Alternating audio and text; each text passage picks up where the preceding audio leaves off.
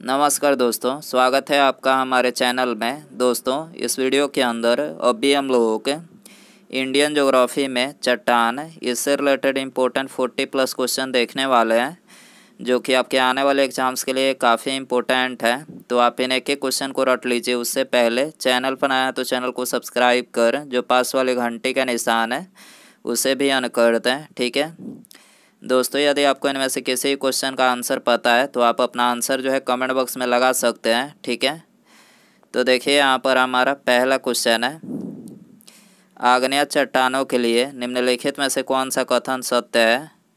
तो देखिए इसका करेक्ट आंसर ऑप्शन सी हो जाएगा। आग्नेय चट्टानें जो होती है तो ये क्रिस्टलीय तथा अक्रिस्टलीय दोनों होती हैं। आपको याद रखना है, क्रिस्टलीय तथा अक्रिस्टलीय दोनों ही होती है, ठीक है। क्वेश्चन नंबर 2 है, बेसाल्ट सेल के संगठन में निम्नलिखित तत्वों में से किस एक की अधिकतम मात्रा होती है।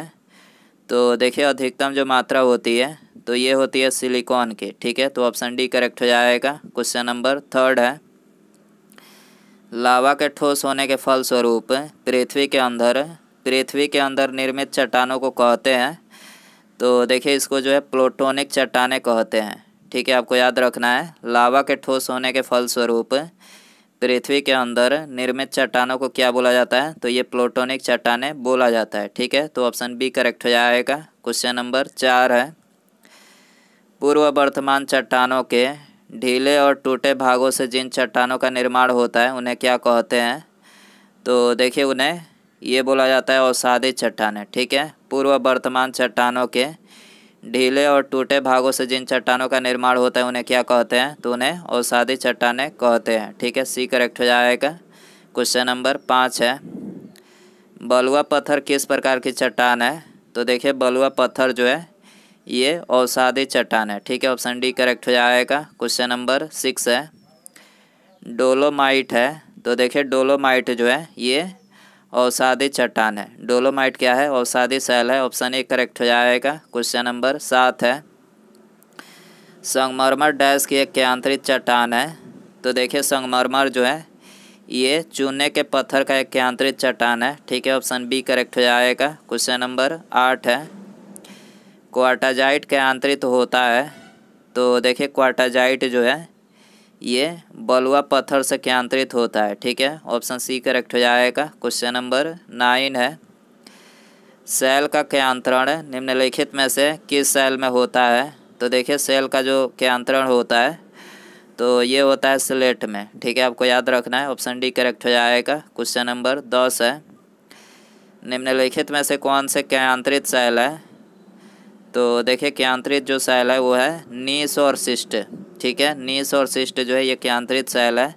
ऑप्शन बी करेक्ट हो जाएगा। क्वेश्चन नंबर 11 है, कोयला एक उदाहरण है। तो देखिए कोयला जो है ये परतदार चट्टानों का एक उदाहरण है, ठीक है। ऑप्शन सी करेक्ट हो जाएगा। क्वेश्चन नंबर 12 है, बलुआ पत्थर एक परतदार चट्टान है। बलुआ पत्थर एक परतदार चट्टान है क्योंकि वह पानी के नीचे बनती है, ठीक है।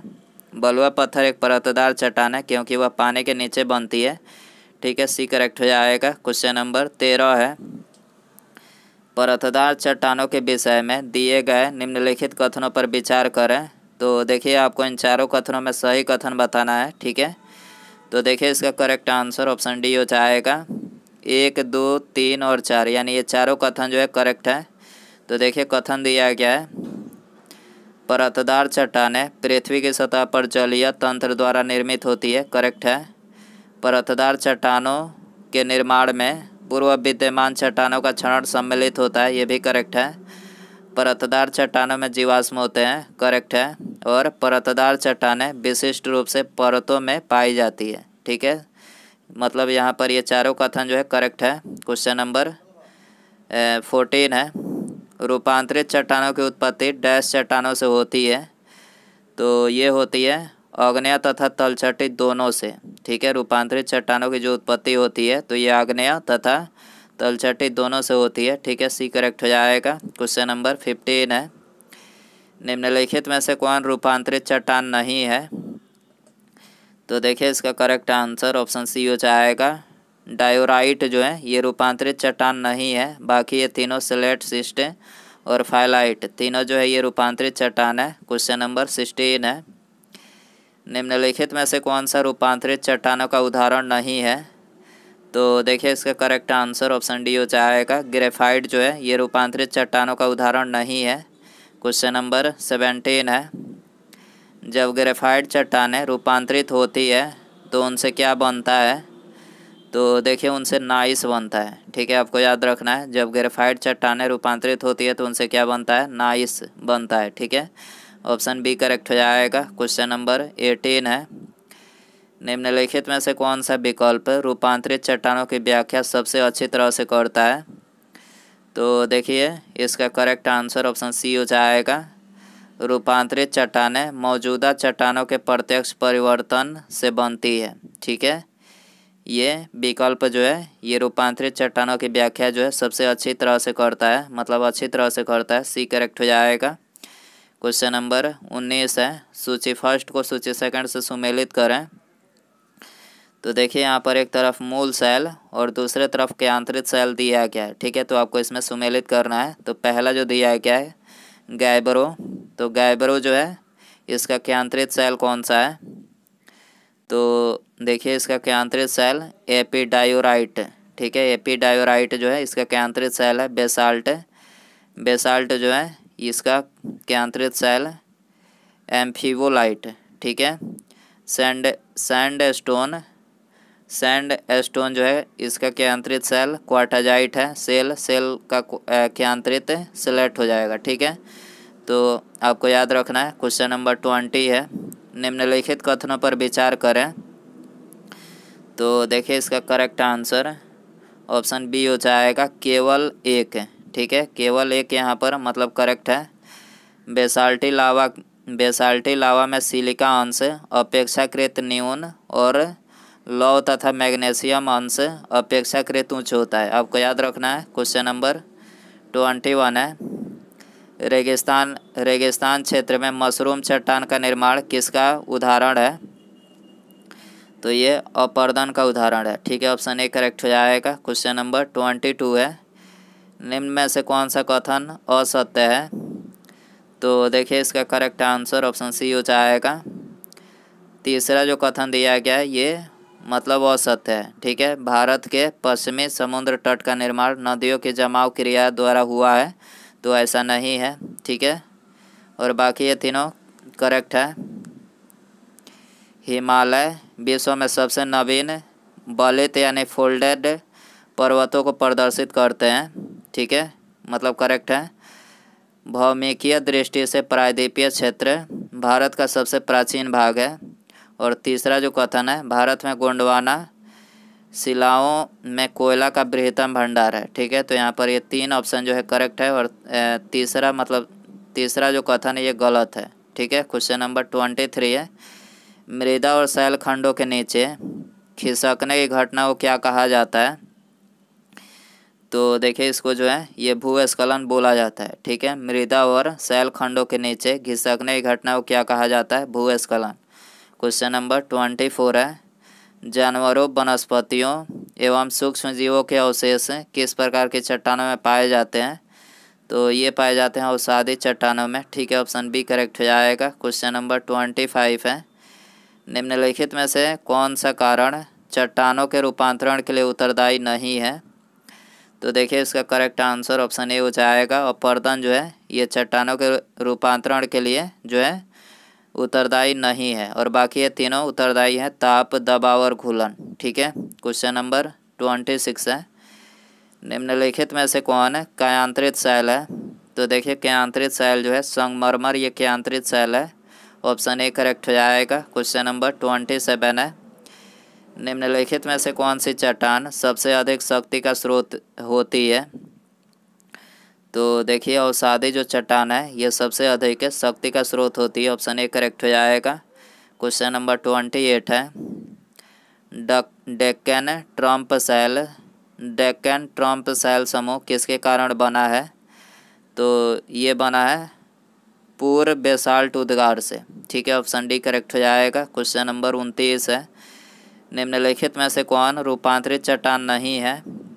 तो करेक्ट आंसर ऑप्शन डी हो जाएगा। ग्रेनाइट जो है रूपांतरित चट्टान नहीं है, बाकी तीनों रूपांतरित चट्टान है। स्लेट, एस्फाल्टिक और संगमरमर तीनों जो है रूपांतरित चट्टान है। क्वेश्चन नंबर 30 है, निम्नलिखित में से कौन कायांतरित चट्टान है? करेक्ट आंसर ऑप्शन सी हो जाएगा। संगमरमर जो है कायांतरित चट्टान है। क्वेश्चन नंबर 23 है, निम्नलिखित में से कौन रूपांतरित चट्टान नहीं है? तो करेक्ट आंसर ऑप्शन सी हो जाएगा। डायोराइट जो है ये रूपांतरित चट्टान नहीं है। ठीक है, सी करेक्ट हो जाएगा। क्वेश्चन नंबर 32 है, निम्नलिखित में से कौन परतदार चट्टान नहीं है?